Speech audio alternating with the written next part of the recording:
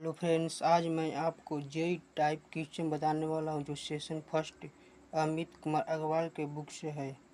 तो पहला चलिए हम क्वेश्चन देखते हैं। बहुत ही इम्पोर्टेंट है 2025 एग्जाम के लिए। इस टॉपिक से क्वेश्चन भी पूछा जाता है, मैंने कि इस प्रकार का क्वेश्चन पूछा जाता है। तो पहला हमने कि सदिश और अदिश को चुनना है।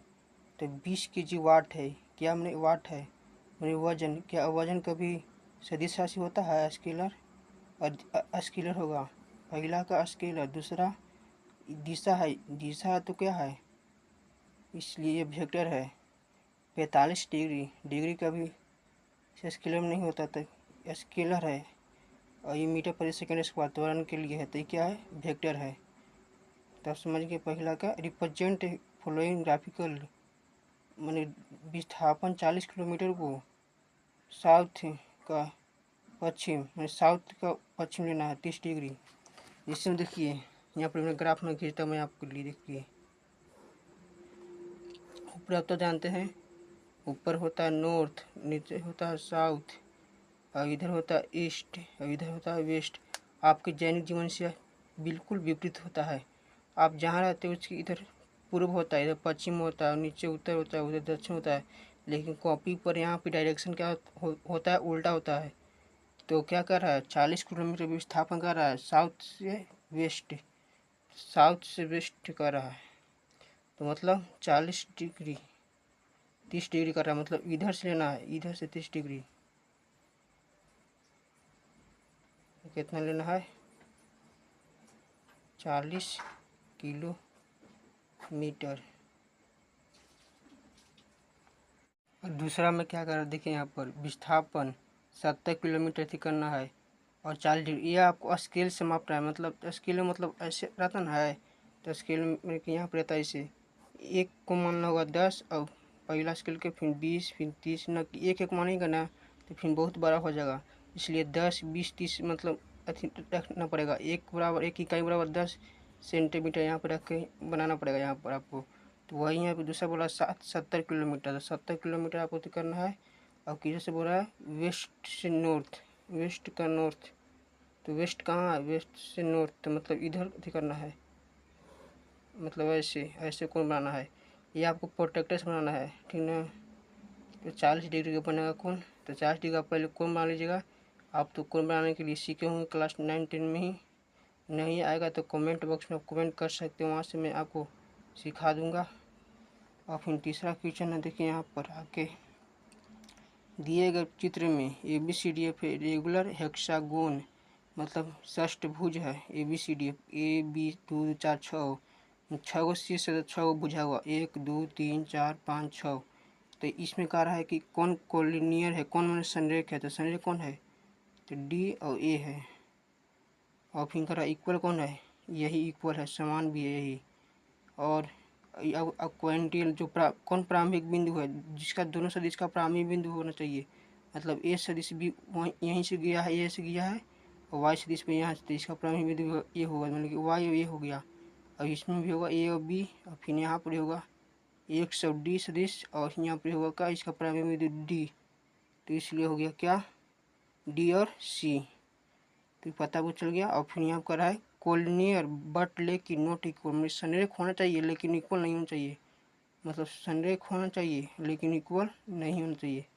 तो ये संरेख हो गया और ये नहीं, एक सी। तो आपको समझ में आ गया। अब वही यहाँ पर कर रहा है ए सदिश सदिश, मैंने कि यहाँ पर ट्रू और फॉल्स में उत्तर देना है। तो ए सदिश और ए सदिश क्या है, संरेख है, हाँ। तो यस ट्रू। दो संरेख सदिश ऑलवेज हमेशा परिमाण बराबर होते हैं। जो दो संरेख सदिशों का परिमाण हमेशा बराबर होगा नहीं, कभी कम होगा कभी बेसी हो सकता है, इसलिए क्या होगा, फॉल्स। शून्य सदिश से इनकी शून्य सदिश अद्वितीय है, नोट।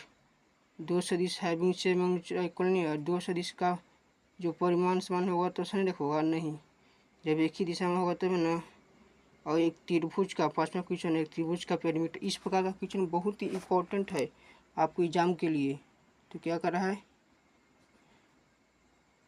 ये त्रिभुज का पेरीमीटर दिया है, साइड देखिए इतना, तो इस सबको आपको जोड़ देना है। तो देखिए जोड़ते हैं हम यहाँ पर, देखिए आपको जो करवाते हैं 3 आई कैप है, देखिए यहाँ पर लिखते हैं हम 3 आई कैप प्लस 4 जे कैप प्लस 5 के कैप प्लस 4 आई कैप माइनस 3 जे कैप माइनस 5 के कैप प्लस 7 आई कैप प्लस जे कैप। अब यहाँ पर से हम देखते हैं कि कौन कौन कटेगा।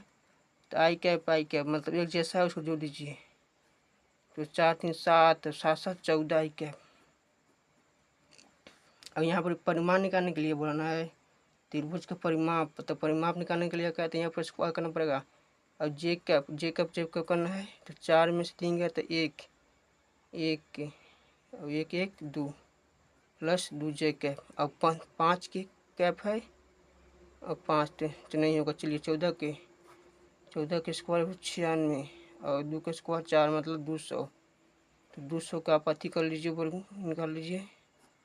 वर्गमूल नहीं एलसीएम अभाज्य गुणनखंड तो 100 आएगा और फिर 2 और फिर 50 फिर 2 25 फिर 50 25 तो 2 5 10 रूट 2 आएगा। तो इसलिए इसका परिमाप कितना होगा 10 रूट 2 आया। इसी प्रकार से आपको कुछ जगह परिमाप है तो आपकी भुजा का देगा यहाँ पर इतना भुजा है तो इसका परिमाप ज्ञात करिए। मतलब क्वेश्चन मतलब उलट के पूछ सकता है, तो आप अपने से भी क्वेश्चन बना सकते हैं, इन्हें की उसी पर निर्भर है। सदिश से इतना दिया है तो एक सदिश से कौन कितना बनेगा, तो एक सदिश के साथ यही ना जुड़ रहा है, क्योंकि आई कैप के हम एक से सूत्र करते हैं। तो इसलिए आई कैप, तो इसके पूरा परिमाप निकाल लीजिए।